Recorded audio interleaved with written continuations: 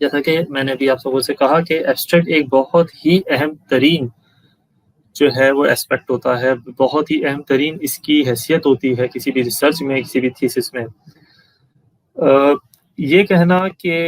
Abstract پہلے لکھا جاتا ہے، یہ ہمارے یہاں بڑی عجیب سی ایک کہنا چاہیے کہ انڈرسٹینڈنگ ہے۔ ہمارے اسٹوڈنٹ جب سب سے پہلے ریسرچ پیپر لکھ رہا تو وہ سمجھتا ہے کہ سب سے پہلے ایبسٹریکٹ لکھا جاتا ہے۔ سب سے پہلے ایبسٹریکٹ آتا ضرور ہے بٹ لکھا نہیں جاتا۔ ایبسٹریکٹ ایک سمری ہوتی ہے، جب آپ اپنی پوری ریسرچ کر لیتے ہیں اس کے بعد سمری بنتی ہے۔ تو کامن سینس بھی یہی کہتا ہے کہ کسی بھی چیز کی سمری اسی وقت تیار ہوگی جب وہ پورے پروجیکٹ پہ کام ہو جائے گا۔ لیکن ایبسٹریکٹ کو کیونکہ سسٹمیٹیکلی ایبسٹریکٹ جو ہے وہ کسی بھی ریسرچ یا تھیسس میں سب سے پہلے اسی لیے لکھا جاتا ہے کہ ریویور آپ کا جو ایبسٹریکٹ پڑھتا ہے، دنیا میں آپ کبھی بھی اپنا پیپر بھیجتے ہیں تو ڈیفینیٹلی کوئی 14-15 پیجز کا پیپر پڑھنے کا ٹائم کسی ایڈیٹر کے پاس نہیں ہوتا، اس کے پاس ایک لائن ہوتی ہے پیپرز کی، تو ظاہر ہے اس کے لیے ایبسٹریکٹ پڑھنا اس کے لیے ریسرچ پیپر پڑھنا کوئی آسان کام نہیں ہوتا۔ یا پھر آپ کسی کو تھیسس بھی بھیجتے ہیں تو تھیسس اگر آپ کسی کمپنی میں جب آپ کا ماسٹرز ہو جاتا ہے، M Phil P H D جو بھی ہوتا ہے، تو آپ جب وہ کمپلیٹ کر لیتے ہیں تو اس بنیاد پر آپ جب اپنا پریزنٹ اس کو کرتے ہیں تو اس بات کو ذہن میں رکھتے ہوئے کہ وہ پریزنٹیشن میں جو ایبسٹریکٹ ہے اس کی کیا حیثیت ہے۔ ایبسٹریکٹ جو ہوتا ہے it is a nectar of the entire research, اور اس نیکٹر کی وجہ سے ایبسٹریکٹ کی حیثیت بڑھ جاتی ہے۔ ایبسٹریکٹ کو ریویور بہت ہی ڈفرینٹ انداز میں دیکھتا ہے۔ اچھا، میں اپنے اسٹوڈنٹس کو اور اپنے تمام کولیگس کو یہاں پہ اس طرح جو مجھے سن رہے ہیں، جو جوائن کر چکے ہیں یا جو بھی جب دیکھیں گے، یہ چیز میں واضح کر دوں کہ ایبسٹریکٹ کی مثال ایسی ہے کہ اب آپ لوگوں نے ایسا سنا ہوگا first impression is the last impression, تو ایبسٹریکٹ آپ کے ریسرچ کا فرسٹ امپریشن ہوتا ہے۔ اگر یہ اچھا نہیں ہوگا یا اس میں یہ ایلیمنٹس جو اس وقت میں آپ سے ڈسکس کرنے لگوں یہ نہیں ہوں گے تو بلیو می مائی فرینڈس یہ ریجیکٹ ہو جائے گا، اور ایسا ہوا بھی ہے۔ میرا اپنا بھی ایکسپیرینس رہا ہے، اس میں کوئی شرم کرنے والی بات نہیں ہے۔ ڈیفینیٹلی انسان ریجیکشنس کے بعد ہی ایکسیپٹنس کی طرف جاتا ہے۔ مجھے بھی ریسرچ کا شروع میں اتنا، جب میں نے ماسٹر شروع کیا تو اتنا علم نہیں تھا، وقت کے ساتھ ساتھ ہم نے چیزیں لرن کی اور نئی نئی کریکشنس کرتے رہے، اور الحمدللہ آج اس لیول پہ ہیں کہ ہمیں اللہ تعالیٰ نے موقع دیا ہے کہ آپ اپنی جو نالج ہم نے حاصل کی وہ آپ کو تک شیئر کریں۔ اچھا جی، ایلیمنٹس آف ایبسٹریکٹ میں جو سب سے میجر پارٹ ہوتا ہے، جو ریسرچ کا روٹ کاز ہوتا ہے، وہ ہوتا ہے پرابلم اسٹیٹمنٹ۔ پرابلم اسٹیٹمنٹ میں موسٹلی میں نے جو اپنے ایکسپیرینس میں دیکھا ہے اسٹوڈنٹس کو، وہ بہت میجر غلطیاں ہوتی ہیں اس میں۔ میجر غلطیوں سے ہمارا پرابلم اسٹیٹمنٹ بڑے اسٹرانگ اسٹیٹمنٹس ہوتے ہیں، پرابلم اسٹیٹمنٹ کنکریٹ نہیں ہوتا، اسپیسیفک ایشو کی طرف دھیان نہیں دیا جا رہا ہوتا۔ ایسی بہت ساری چیزیں ہوتی ہیں جو پرابلم اسٹیٹمنٹ کے اندر ہونی چاہیے، لیکن وہ ہمارے اسٹوڈنٹ مس کر جاتے ہیں، اور یہی وجہ ہے کہ جو روٹ کاز ہے وہی اتنا ویک ہوتا ہے کہ ریویور آپ کا پیپر ہی نہیں پڑھتا۔ وہ بولتا ہے کہ یار اس کی تو پرابلم اسٹیٹمنٹ ہی اتنی واضح نہیں ہے، تو مزید میں آگے کیا؟ تو جیسے میں نے کہا کہ پرابلم اسٹیٹمنٹ ایبسٹریکٹ کا جو روٹ کاز ہے یا ریسرچ کا روٹ کاز ہے، اس کا کنکریٹ ہونا بہت ضروری ہے۔ پرابلم اسٹیٹمنٹ ہوتی کیا ہے یہ میں آپ کو ابھی آگے سلائڈ میں ضرور بتاؤں گا، لیکن کیونکہ یہ ایز اے مین ایلیمنٹ ہے تو میں اس سے بھی آپ کو بتانا چاہ رہا ہوں کہ آپ کا جو ایبسٹریکٹ ہوتا ہے یہ 5 بیسک ایلیمنٹس پہ بیس کر ہوتا ہے، جس میں پرابلم اسٹیٹمنٹ سب سے پہلے آ رہی ہوتی ہے۔ آپ بنیاد بناتے ہیں اپنی ریسرچ کی کہ میں نے ریسرچ کیوں کی۔ دوسری بنیاد ہوتی ہے ریسرچ اسٹیٹمنٹ۔ ریسرچ اسٹیٹمنٹ جو ہے یہ پرابلم اسٹیٹمنٹ سے بہت حد تک یا یوں کہیں کہ 100% کوریلیٹ ہونی چاہیے۔ اب میں اس کی ایگزامپل ایسے دے سکتا ہوں کہ جو ہم نے بھی پی ایچ ڈی میں ایگزامپل سیکھی تھی، بڑی سمپل سی ایگزامپل ہے کہ کہا جائے کہ جی میرے سر میں روزانہ شام کو آفس سے آنے کے بعد درد ہوتا ہے، یہ ایک پرابلم ہے۔ اب اس کا حل کیا ہوگا؟ حل یہ ہوگا کہ میں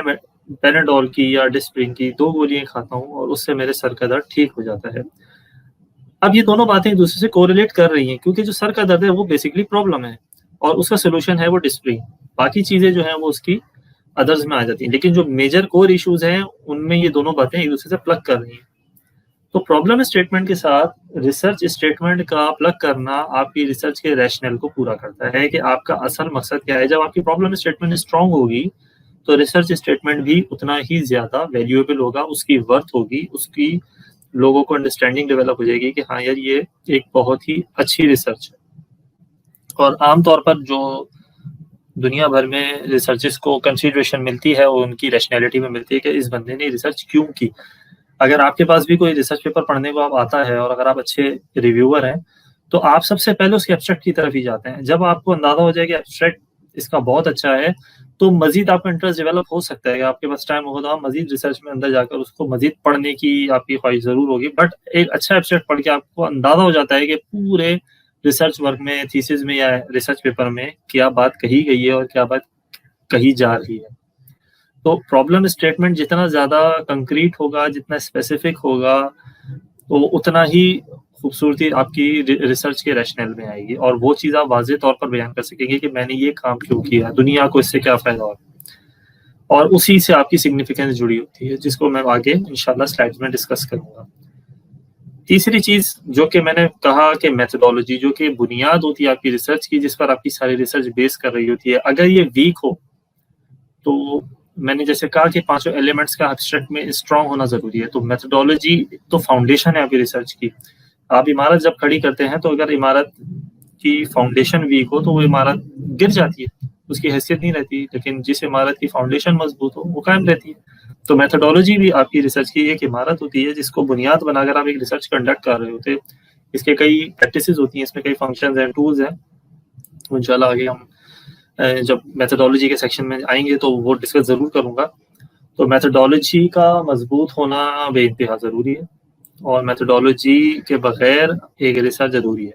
تو میتھڈالوجی کی سلیکشن کیا ہوگی, میتھڈالوجی کس لیول کی ہوتی ہے, کس ٹائپ کی ہوتی ہے, اور